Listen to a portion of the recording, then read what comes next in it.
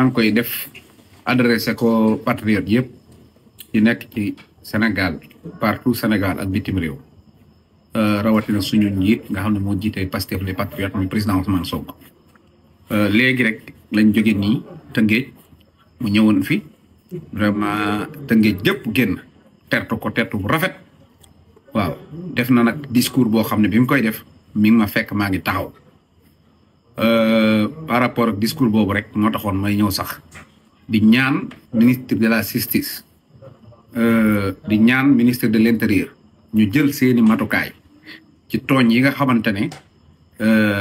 coalition Sàmm Sa Kàddu ñu ngi dëkk di ko tooñ parce que am nañ attaque fii Dakar ak Abass Fall am nañ attaque ak Mbacké am nañ attaque ak Diourbel tey ji am nañ attaque ak Ndar loolu lépp nag ëpp ñu doole mais dañoo respecté yoon su dee dañuy dem ci yoon nag yoon fajul loolu day jur fajal sa bopp ñu ngi leen di ñaan nag ñu def seen liggéey donte nag état démocratie lañ yor parce que lii bi fi Antoine di nekk sax lu mel ni kenn xalaatu ko woon militant APR sax comme mës a bëgg ñu jàpp ko doo fanaan sa kër démocratie nag d'accord mais tooñ yi moom jàpp naa ne lu ànd ak ay preuve matérielle la kon lu ñu war a mën a jóg la waaye nag di ñaan bépp patriote yoon bi ñu nekkoon depuis élection yi campagne bi tàmbali ak tey ba ñëpp xam nañ ne man maa leen ko wax fii 150 députés man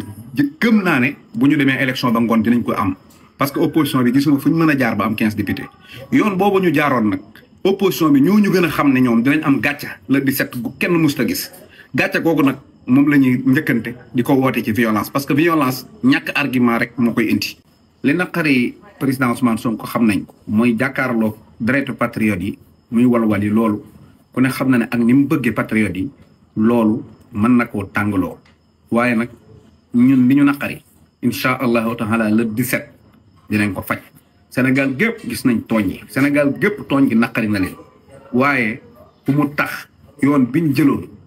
muy itinéraire biñ amoon pour campagne ñi di ko wàcc di jël beneen yoon parce que dañ ñoo tooñ bu boobaa ñoom Bart liñ doon bëgg day mel ne ñun dañ leen cee fekk si ñun nañ leen bàyyi ñoom ñu nekk ci seen violence ñun ñu nekk ci yoon biñ nekkoon incha allah lu naqari nit bu la di settee danañ xam ne bési góor a koy bay duma yooyu mooy duma yi gën a neex mooy duma yi histoire di téye mais bu ñu demee baab rek damay ragal patriote yi ak seen xër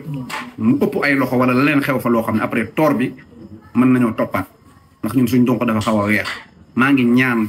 man Ousmane awuma sañ-sañ sax dégal ko waaye dama sukk ñaan ko lillahi wa rasulihi bu mu dem baobab di ñaan patriote yëpp lu jege baobab sax ñu dëkk baobab sax nañ teggi baobab moytu ko rek bañ bala di set rek ñu faj suñ mer loolu moo gën ci ñun wasalaamaaleykum wa rahmatullahi wa barakaatu